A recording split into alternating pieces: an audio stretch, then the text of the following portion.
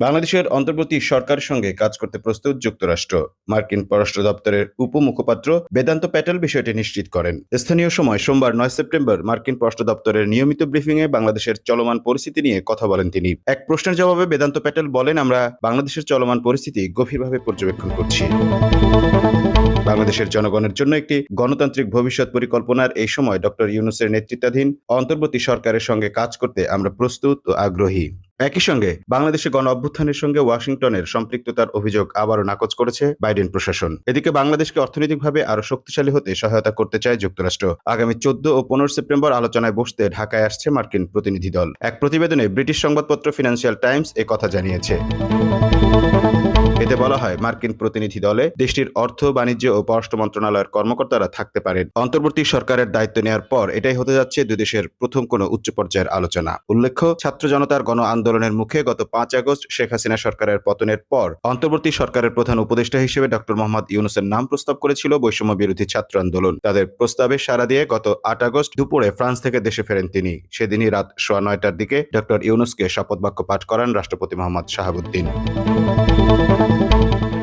বাংলাদেশের অন্তর্বর্তী সরকারের সঙ্গে কাজ করতে প্রস্তুত যুক্তরাষ্ট্র।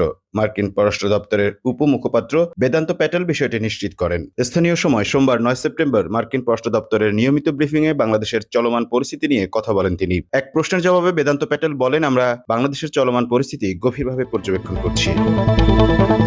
বাংলাদেশের জনগণের জন্য একটি গণতান্ত্রিক ভবিষ্যৎ পরিকল্পনার এই সময় ডক্টর ইউনূসের নেতৃত্বাধীন অন্তর্বর্তী সরকারের সঙ্গে কাজ করতে আমরা প্রস্তুত ও আগ্রহী।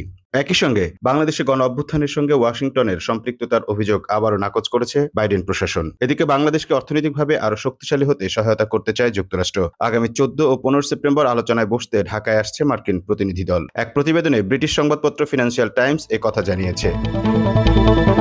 এতে বলা হয়, মার্কিন প্রতিনিধি দলে দেশটির অর্থ, বাণিজ্য ও পররাষ্ট্র মন্ত্রণালয়ের কর্মকর্তারা থাকতে পারেন। অন্তর্বর্তী সরকারের দায়িত্ব নেওয়ার পর এটাই হতে যাচ্ছে দুই দেশের প্রথম কোনো উচ্চ পর্যায়ের আলোচনা। উল্লেখ্য, ছাত্র জনতার গণ আন্দোলনের মুখে গত 5 আগস্ট শেখ হাসিনা সরকারের পতনের পর অন্তর্বর্তী সরকারের প্রধান উপদেষ্টা হিসেবে ডক্টর মোহাম্মদ ইউনূসের নাম প্রস্তাব করেছিল বৈষম্য বিরোধী ছাত্র আন্দোলন। তাদের প্রস্তাবে সাড়া দিয়ে গত 8 আগস্ট দুপুরে ফ্রান্স থেকে দেশে ফেরেন তিনি। সেদিনই রাত 9:15টার দিকে ডক্টর ইউনূসকে শপথ বাক্য পাঠ করান রাষ্ট্রপতি মোহাম্মদ শাহাবুদ্দিন।